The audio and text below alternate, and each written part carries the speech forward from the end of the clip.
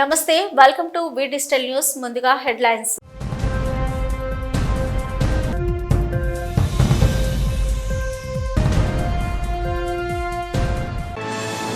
ఘనంగా సింహగిరిపై అప్పన్న స్వామికి 108 బంగారు సంపెంగలతో స్వర్ణ పుష్పార్చన నిర్వహించిన ఆలయ వైదిక సిబ్బంది.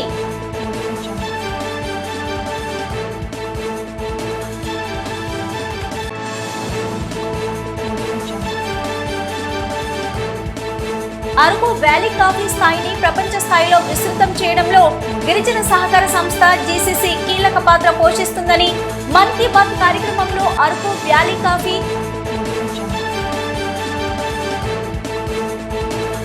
జగన్ తర్వాత రాష్ట్రంలో అత్యధిక అక్రమార్జన చేసింది పెద్దిరెడ్డి రామచంద్రారెడ్డి అని ఆరోపించిన రాష్ట్ర రవాణా శాఖ మంత్రి మండిపల్లి రాంప్రసాద్ రెడ్డి.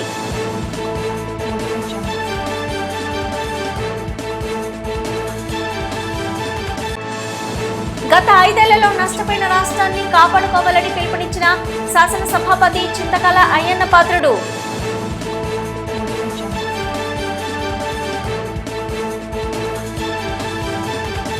సింహాచలం శ్రీ వరహాలక్ష్మి నృసింహస్వామి వారి దేవస్థానంలో ఆలయ వైదిక సిబ్బంది ఆధ్వర్యంలో 108 బంగారు సంపెంగలతో స్వర్ణ పుష్పార్చన శాస్త్రోక్తంగా అత్యంత వైభవంగా నిర్వహించామని ఆలయ కార్యనిర్వహణ అధికారి శ్రీనివాసమూర్తి తెలియజేశారు.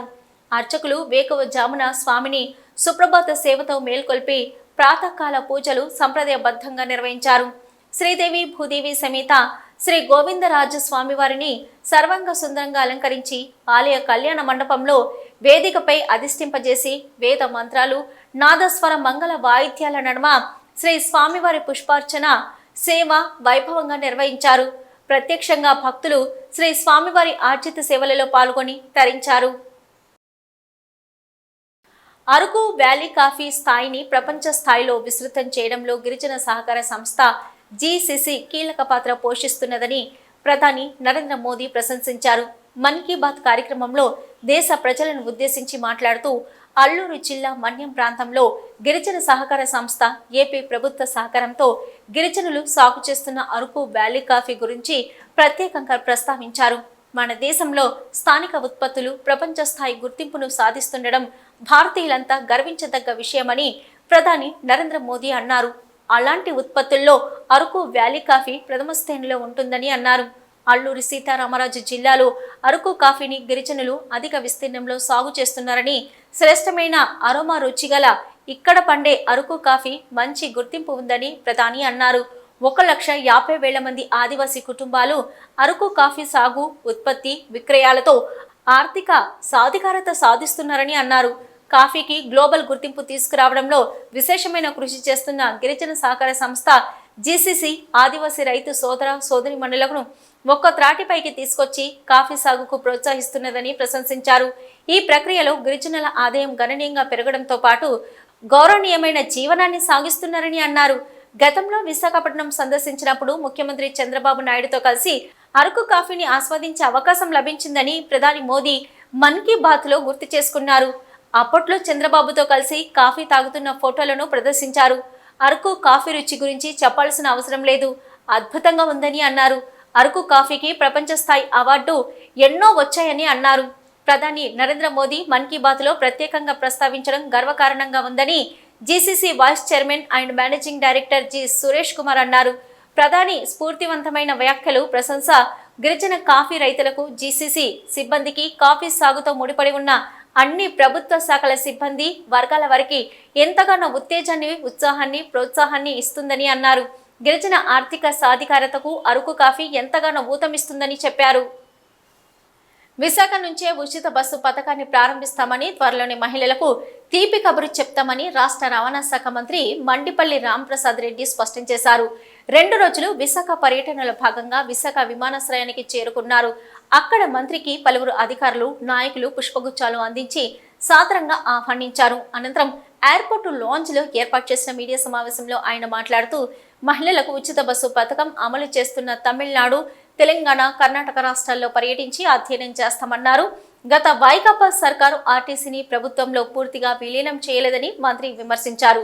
సిబ్బంది ఉద్యోగులకు ఇబ్బంది లేకుండా ఆర్టీసీని ప్రక్షాళన చేస్తామని స్పష్టం చేశారు. ఎలక్ట్రిక్ బస్సులు ప్రవేశపెడతామని తెలిపారు. రాయలసీమలో మాజీ మంత్రి పెద్దిరెడ్డి కుటుంబ మాఫియా అందరికీ తెలుసన్నారు. జగన్ తర్వాత అత్యధిక అక్రమార్జన చేసింది పెద్దిరెడ్డి అని, సామాన్య కుటుంబం నుంచి వచ్చిన పెద్దిరెడ్డి కోట్లకు ఎలా పడుగలెత్తారో తెలపాలని డిమాండ్ చేశారు. రాష్ట్రంలోని కనిసాలను పెద్దిరెడ్డి తవ్వేసి కొల్లగొట్టారని, రాష్ట్రంలో పెద్దిరెడ్డి కుటుంబం చేసిన అక్రమాలన్నీ బయట పెడతామని మంత్రి రాంప్రసాద్ రెడ్డి పేర్కొన్నారు. ఏ మంత్రి ఏ గంట ఏ నిమిషంలో ఏం పని చేస్తాడో రేపు 5 సంవత్సరాలు చూస్తారు. కాబట్టి ఒక రోజులో ఏం కాదు. ఏదో జగన్మోహన్ రెడ్డి అక్కడ ఒక రోజు పన్నాటేసంగా ఒక రోజు పెట్టి ఓపెనింగ్ ఇంకో కోరిక అట్లాంటి ఏముండవు. రాబోయే కాలంలో మంత్రి కూడా కామన్ మ్యాన్ వస్తే నిలదీసి చక్కాయ పట్టుకొని నిలదీసినా కూడా పలికేది. కామన్ మ్యాన్ ప్రభుత్వం ఇది. మేము ఎప్పుడు కార్మికులు మర్చిపోం. ఇంకోటి కూడా చెప్తున్నాం, ఆ రోజు 2019లో ఆర్టీసీ వాళ్ళ ఓట్ల కోసమే విలీనం చేస్తానన్నాడు. ఏ దాంట్లో ఎత్తుకొని పోయి ప్రభుత్వంలో దాన్ని అర్థంగా ఉడికిన కోడిగుడ్డ అక్కడ చేసిపోయినాడు. Half boiled egg. జీతాలు ఇస్తా ఉండేది ఒకరు, ట్రాన్స్పోర్ట్ కార్పొరేషన్ నడుపుతా ఉండేది ఒకరు. అందుకు మేము చెప్తాను, రేపు కొన్ని రోజుల్లోనే, అంటే నెల కావచ్చు 2 నెలలు కావచ్చు, ఫుల్ ఫ్లెడ్జ్డ్గా 100% ఆర్టీసీని విలీనం చేపిస్తాం రాష్ట్ర ప్రభుత్వంలో. ఇంకొకటి కూడా చెప్తున్నాం, ఆర్టీసీ ఆస్తి రాష్ట్ర ప్రజల హక్కు. మేము 1 సెంటు భూమి కూడా ఆర్టీసీకి సంబంధించింది ఎంత వాడైనా ముందు తీసుకున్నా, బీఓటీలకు తీసుకున్నా, దానిని దొంగగా మార్చుకున్నా కూడా అన్ని వెనక్కి తీసేదానికి కూడా ఈ ప్రభుత్వం చర్యలు తీసుకుంటుంది. ఏ విధమైన అపోహలు వద్దు. మీరు అసలు విజయవాడకు కూడా రావద్దండి, ఎవరు రావద్దండి. మేమే వస్తాం, ప్రతి ఒక్క జిల్లాలో పర్యటిస్తాం, మీ సమస్యలు ఏమని చెప్తాం. అది కూడా జగన్మోహన్ రెడ్డి పాదయాత్ర చేస్తా అంటే బూట్లు తొడుక్కుంటా అంటే లేసులు కొట్టిన వాడు ఇతను. బూట్లు తొడుక్కుంటా అంటే పాదయాత్రలో జగన్మోహన్ రెడ్డి, లేసులు కొట్టిన మిథున్ రెడ్డి. రమ్మను, వాళ్ళు దైవంగా భావించే సదుం అయ్యప్ప స్వామి గుడికి రమ్మని చెప్పు. ఆయన జగన్మోహన్ రెడ్డి బూట్లు లేసులు కట్టినాడా లేదా? అలాంటి బ్రోకర్ పని చేసిన లుచ్చా అతను ఈరోజు నా మీద కామెంట్ చేయడం ఎంతమంది సమంజసమో మీరందరూ ఒకసారి అర్థం చేసుకోవాలా. అలాగే నేను చెప్తున్నా, ఎక్కడైనా అరాచకాలు జరిగింటే గత 5 సంవత్సరాల్లో ప్రతి ఒక్క సంఘటనలో వీళ్ళ కుటుంబం పాత్ర ఉంది. ఎందుకంటే ఈరోజు ఆయన గృహ నిర్బంధం చేశారని చెప్పి ఏదో పెద్ద బాధపడుతూ ప్రెస్ స్టేట్మెంట్లు ఇస్తున్నారు. 14 సంవత్సరాలు ముఖ్యమంత్రిగా చేసిన ఒక పెద్ద మనిషి రాష్ట్రంలో ఉన్న ఇరిగేషన్ ప్రాజెక్టులు అవకతవకలు, అలాగే 5 సంవత్సరాల నుంచి నిధులు కేటాయించకుండా పక్కన పెట్టింటే ఆ రోజు తమ్మల్లపల్లె, మదనపల్లి, పుంగునూరు నియోజకవర్గాల్లో పర్యటిస్తూ ఉంటే రౌడీ మూకల ద్వారా రాళ్లు వేయించినారు. సరైన సెక్యూరిటీ ప్రొవైడ్ కూడా చేయలేని ఘనత, దరిద్రం వీళ్ళకే దక్కుతుంది. అలాగే మా యువ నాయకులు లోకేష్ బాబు పాదయాత్ర చేస్తూ ఉంటే వాళ్ళ నియోజకవర్గాల్లో క్యాంప్ వేసుకునేదానికి 2-3 ఎకరాల భూమిని కూడా ఒక్కరోజు ఎవరైనా రైతులు కానీ అభిమానులు ఇస్తూ ఉంటే ఆర్డీఓలను, ఎంఆర్ఓలను అందరినీ పురిగొల్పి అక్కడ టెంట్ వేసుకోలేని పరిస్థితి సృష్టించింది కూడా ఈ దరిద్రులే. అలాంటి వాళ్ళు ఈరోజు వాళ్ళకి ఏదో కష్టాలు వచ్చినాయి, వాళ్ళు ఇంట్లో ఉండి బయటికి రాలేని పరిస్థితిలో మా మీద నెపం వేస్తున్నారు. చోడవరం పోలీస్ స్టేషన్ సమీపంలో పెట్రోల్ బంక్ వద్ద ఓ కారును తనిఖీ చేసిన పోలీసులకు 300 కేజీల గంజాయి పట్టుబడింది. సిఐ శ్రీనివాసరావు తెలిపిన వివరాల ప్రకారం పాడేరు నుంచి చోడవరం మీదుగా విశాఖకు కారులో గంజాయి రవాణా అవుతుందన్న ముందస్తు సమాచారంతో పోలీసులు వాహన తనిఖీలు చేపట్టారు. అనుమానాస్పదంగా వస్తున్న కారును పెట్రోల్ బంక్ వద్ద ఆపి తనిఖీ చేయగా 13 లక్షల విలువైన గంజాయి పట్టుబడింది. కోరాఫుట్కు చెందిన అనంత పాంగి, కిముడు నిరంజన్ను అదుపులోకి తీసుకుని కారు, గంజాయి పాకెట్లను సీజ్ చేసి పోలీస్ స్టేషన్కు తరలించినట్లు సిఐ చెప్పారు. తనిఖీల్లో ఎస్ఐలు సూర్యనారాయణ, శేఖర్ సిబ్బంది పాల్గొన్నారు. 29/6/2024 ఉదయం 8 గంటల సమయంలో Chodavaram sub inspector of police D Sekharam గారికి రాబడినటువంటి సమాచారం మేరకు మధ్యవర్తులతో కలిసి గంజాయి అక్రమ రవాణా అవుతుంది, వాహనంలో వస్తున్న పాడేరు వైపు నుంచి వస్తున్న వాహనంలో వస్తుందని తెలిసిన సమాచారం మేరకు పోలీస్ స్టేషన్ దగ్గరలో ఉన్నటువంటి పెట్రోల్ బంక్ దగ్గర వెహికల్ చెకింగ్ చేయడం జరిగింది.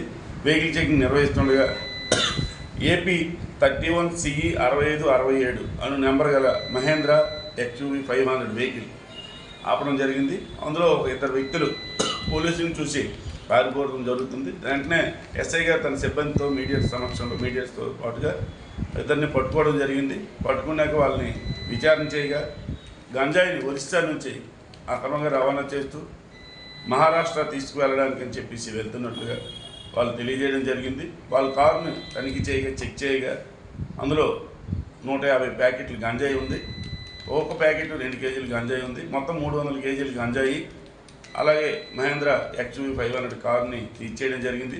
వాళ్ళ పేర్లు వివరాలు అడుగుగా అతని పేరు అనంత పాంగి, ఒరిస్సా కోరాపుట్కి చెందిన వ్యక్తిగా తెలియజేశాడు. అలాగే రెండో వ్యక్తి కిముడు నిరంజన్, ఆయన కూడా కోరాపుట్ డిస్ట్రిక్ట్కి చెందిన వ్యక్తిగానే తెలియజేయడం జరిగింది. వీళ్ళిద్దరు కూడా మహారాష్ట్రకు చెందినటువంటి దయానంద్ అనే ఒక వ్యక్తికి ఈ వాహనంలో మెటీరియల్ తీసుకెళ్ళి అప్పచెప్పడానికి అని చెప్పేసి ఒరిస్సా నుంచి వస్తూ చోడవరం పోలీస్ స్టేషన్ వద్ద ఉన్నటువంటి పెట్రోల్ బంక్ వద్ద పోలీసులకి దొరికిపోవడం జరిగింది. దీని కాస్ట్ సుమారు 1 కేజీ 5,000 చొప్పున మొత్తం 300 కేజీలకు సంబంధించి 1,50,000 రూపాయలు, 15 లక్షలు. 300 కేజీలు ఇంటూ 5,000 రూపాయలు, మొత్తం 15 లక్షలుగా దీన్ని మేము ఎఫ్ఐఆర్లో రాయడం జరుగుతుంది. రాష్ట్రంలో జూలై 1 నుంచి ఎన్టీఆర్ భరోసా పెన్షన్ల పండుగను ముఖ్యమంత్రి చంద్రబాబు ప్రారంభిస్తున్నారని మాజీ ఎమ్మెల్యే విశాఖ జిల్లా టీడీపీ అధ్యక్షులు గండి బాబ్జీ స్పష్టం చేశారు. టీడీపీ జిల్లా కార్యాలయంలో ఏర్పాటు చేసిన మీడియా సమావేశంలో మాట్లాడుతూ కూటమి ప్రభుత్వాన్ని రాష్ట్రంలోకి తీసుకొచ్చిన ప్రజలకు కృతజ్ఞతలు తెలిపారు. ఎన్నికల్లో ఇచ్చిన హామీ మేరకు ముఖ్యమంత్రి చంద్రబాబు 5 అంశాలపై తొలి సంతకం చేశారన్నారు. వైసీపీ ప్రభుత్వం రాష్ట్రాన్ని అన్ని విధాలా దోచుకున్నారని, జగన్మోహన్ రెడ్డికి గడిచిన ఎన్నికలే ఆఖరు అన్నారు. జగన్ రెడ్డి రాజకీయ జీవితం ముగిసినట్లే అన్నారు. ఇక 3,000 పెన్షన్ను 4,000కు పెంచి లబ్ధిదారులకు పంచే కార్యక్రమాన్ని ప్రతి వార్డులోనూ పండగలా జరపాలని కూటమి శ్రేణులకు పిలుపునిచ్చారు. ఈ కార్యక్రమంలో టీడీపీ నాయకులు పాల్గొన్నారు.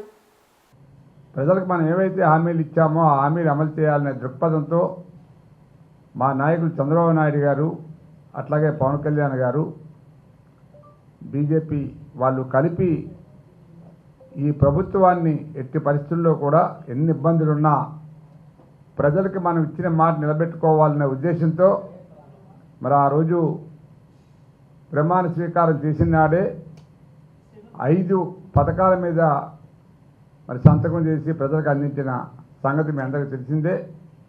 అందులో భాగంగానే రేపు మరి పెన్షన్ల పండుగ మొదలు పెట్టాలని ప్రభుత్వం భావించి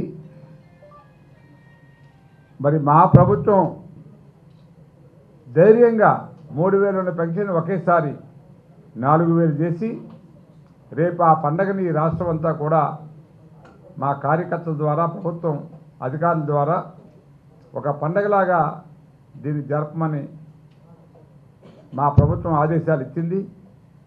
సో ఆ ప్రకారంగా ఈ జిల్లాలో ఉన్న అందరి నాయకులకి, అధికారులకి, శాసనసభ్యులకి, మరి ఏదైతే ఉమ్మడి ప్రభుత్వంలో ఉన్న శాసనసభ్యులకి అందరికీ కూడా మేము తెలియజేస్తూ ఉన్నాం.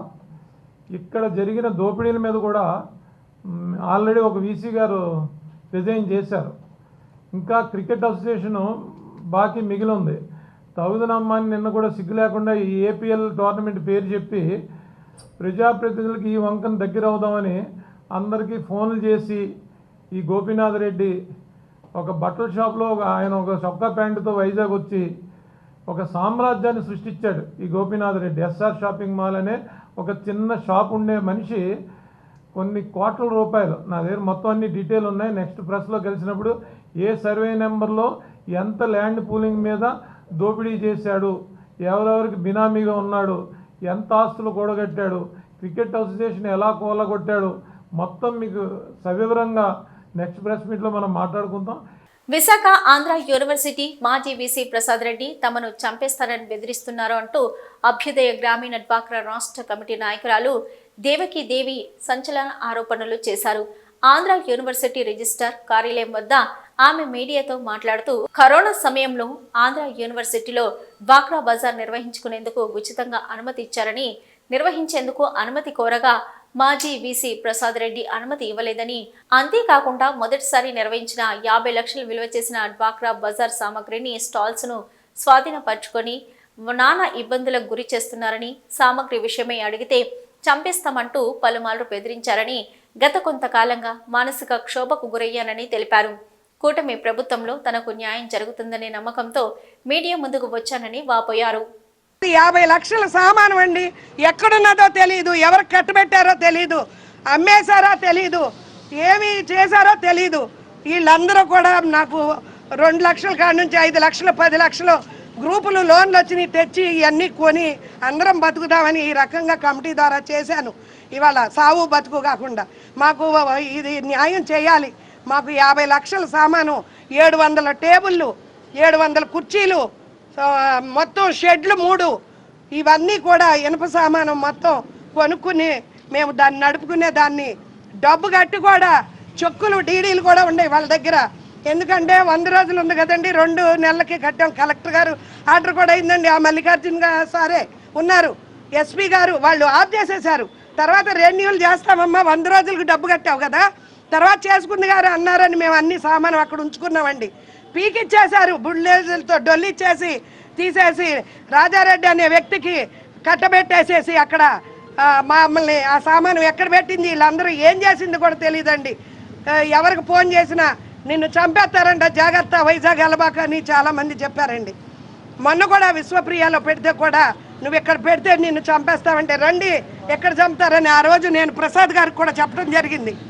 మళ్ళా సిఏ గారు, 3 టౌన్ పోలీస్ స్టేషన్ సిఏ గారికి కూడా 7 సార్లు ఎమ్మెల్యేగా, 1 సారి ఎంపీగా, 5 పర్యాయాలు మంత్రిగా పనిచేశానంటే అది నర్సీపట్నం నియోజకవర్గ ప్రజల ఆశీర్వాదం వల్లే సాధ్యమైందని శాసనసభ స్పీకర్ అయ్యన్న పాత్రుడు తెలిపారు. నర్సీపట్నం ఎన్టీఆర్ మినీ స్టేడియంలో జరిగిన పౌర సన్మాన కార్యక్రమంలో ఆయన మాట్లాడుతూ, ఎన్ని జన్మలు ఎత్తినా మీ రుణం తీర్చుకోలేనని ప్రజలను ఉద్దేశించి అన్నారు. 5 ఏళ్లు నష్టపోయిన రాష్ట్రాన్ని కాపాడుకోవాలని తెలిపారు.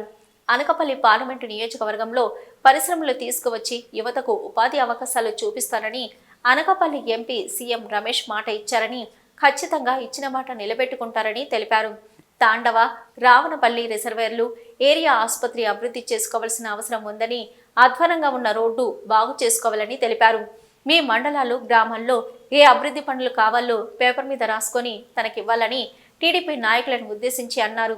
స్పీకర్ అయ్యన్న పాత్రుడు, హోంమంత్రి అనిత, ఎంపీ సీఎం రమేష్లను నర్సీపట్నం నియోజకవర్గంలోని 4 మండలాలు, మున్సిపాలిటీ పార్టీ నాయకులు, స్వచ్ఛంద సేవా సంస్థల ప్రతినిధులు ఘనంగా సన్మానించారు. ఈ కార్యక్రమంలో రాష్ట్ర టీడీపీ ప్రధాన కార్యదర్శి విజయ్, ఎమ్మెల్యేలు వెలగపూడి రామకృష్ణబాబు, సుందరపు విజయ్ కుమార్, కేఎస్ఎన్ రాజు, జిల్లా టీడీపీ అధ్యక్షుడు బత్తుల తాతయ్య బాబు, మాజీ MLA Bolem Muthyala Papa, GVMC floor leader Peela Srinivasarao, మాజీ ఎంపీ పప్పల చలపతిరావు, ప్రగడ నాగేశ్వరరావు, తోట నగేష్, జనసేన నియోజకవర్గ in charge Suryachandra, ZPTC Sukala Ramanamma, TDP జిల్లా ప్రధాన కార్యదర్శి లాలం కాశీనాయుడు తదితరులు పాల్గొన్నారు.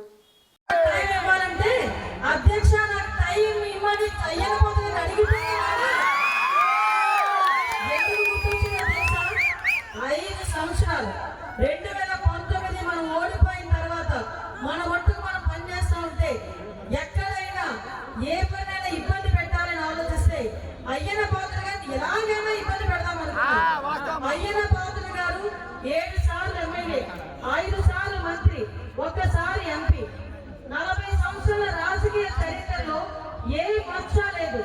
మంత్రిగా ఎక్కడ ఒక తప్పుడు సంతకం కూడా పెట్టలేదు, 1 రూపాయి అవినీతి లేదు. ఇవన్నీ అవినీతి లేదు, కానీ అయ్యన్న పాత్ర గారిని ఏదో రకంగా ఇబ్బంది పెట్టాలి అని ఆలోచన చేసుకుని అయ్యన్న పాత్ర గారి మీద ఎందుకు పనికిరాని ఒక చిల్లర కేసు పెట్టారు. దానికి కూడా 6 అడుగుల స్థలం అట. గట్టిగా ఎవడ చచ్చిపోతే 6 అడుగుల స్థలం పెట్టేస్తారు.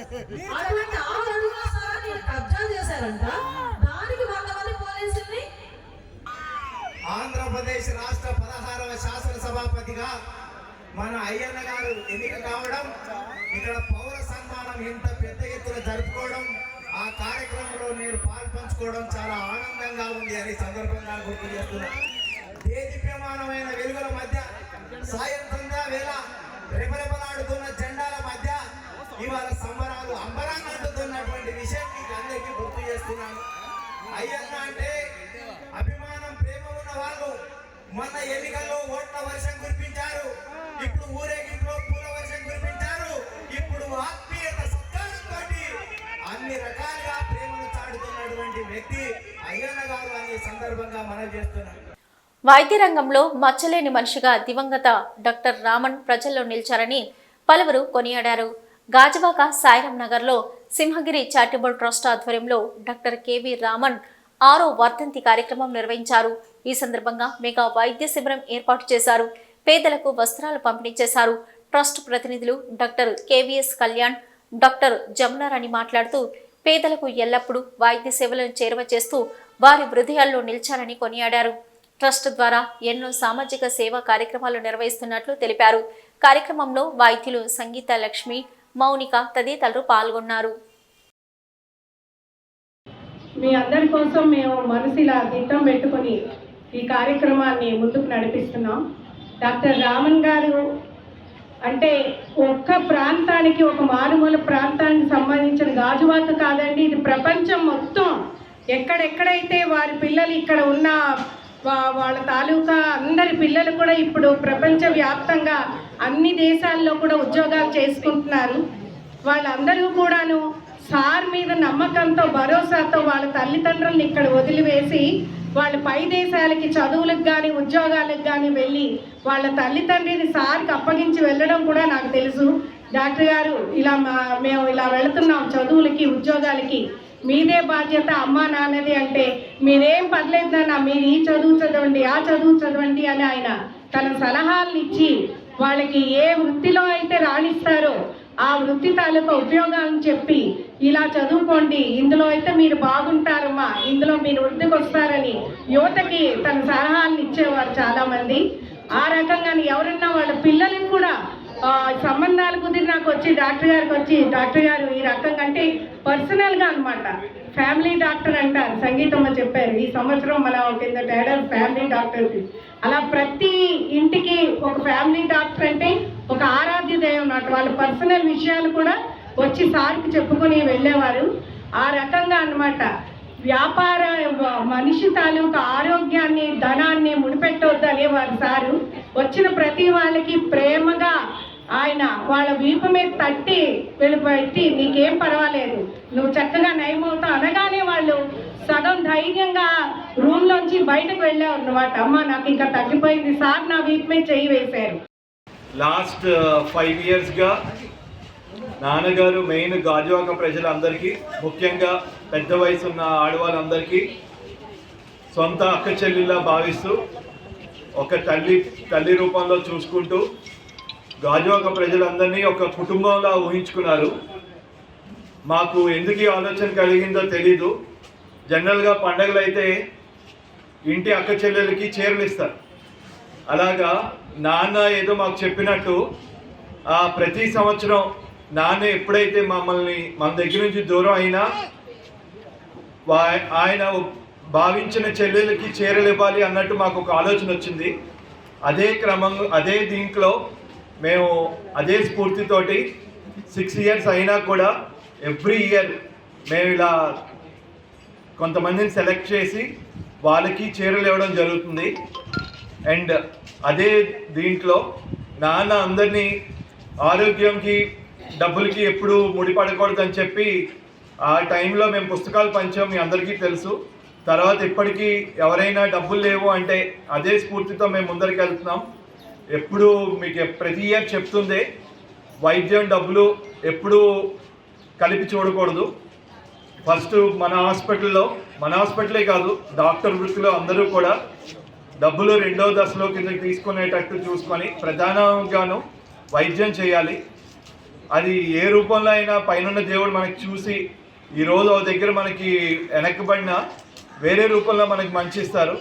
ఇంతమంది ఇంతసేపుగా ఉన్న ఆ రోజు నాన్నగారు చనిపోయినప్పుడు అంతమంది జనాలు వచ్చినా ఒకటే ఆయన చేసింది, వైద్యం సేవకిని తీసుకుంటూ ముందరికెళ్ళారు. అదే స్ఫూర్తితో సింహగిరి హాస్పిటల్ కానీ స్టాఫ్ కానీ ఇంకా అదే ఆలోచనలతో ముందరకెళ్తుంది. వీ డిజిటల్ న్యూస్ ముగించే ముందు హెడ్లైన్స్ మరొకసారి.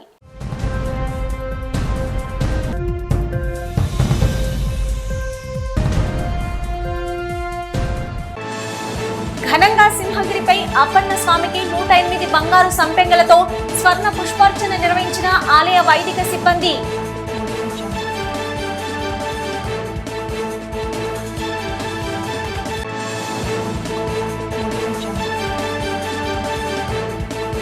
అరకు వ్యాలీ కాఫీ స్థాయిని ప్రపంచ స్థాయిలో విస్తృతం చేయడంలో గిరిజన సహకార సంస్థ జీసీసీ కీలక పాత్ర పోషిస్తుందని మన్ కీ బాత్ కార్యక్రమంలో అరకు వ్యాలీ కాఫీ జగన్ తర్వాత రాష్ట్రంలో అత్యధిక అక్రమార్జన చేసింది పెద్దిరెడ్డి రామచంద్రారెడ్డి అని ఆరోపించిన రాష్ట్ర రవాణా శాఖ మంత్రి మండిపల్లి రాంప్రసాద్ రెడ్డి.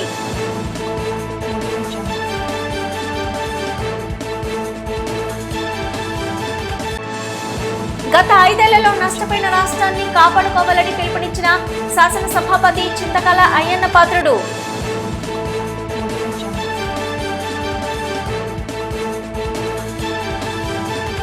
ఇవి ఇప్పటివరకున్న వి డిజిటల్ న్యూస్. నమస్తే.